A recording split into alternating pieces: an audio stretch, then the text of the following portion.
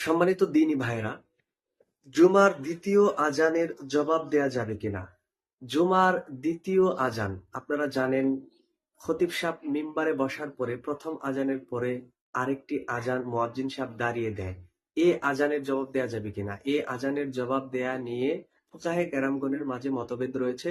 তবে প্রসিদ্ধ মতে এই আজানের জবাব দেয়া যাবে এবং এই আজানের জবাব দিতে হবে মনে মনে। মনে রাখবেন, এই আজানের জবাব জুড়ে জুড়ে দেয়া মাকরুহ।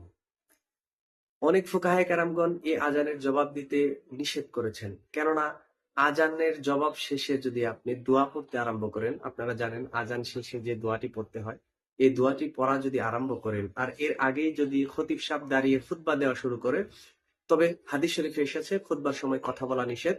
আর আপনি যদি সেই সময় দোয়া পড়েন, এর উপরে ভিত্তি করে অনেক ফুকাহে কেরামগণ বলেছেন যে এই আজানের জবাব দেওয়া যাবে না। তবে মনে রাখবেন, জবাব দিতে চাইলে দিতে পারেন, কোনো সমস্যা নাই, তবে সেটি মনে মনে দিতে হবে। প্রকাশ্যে অথবা জোরে জোরে জবাব দেয়া মাকরুহ।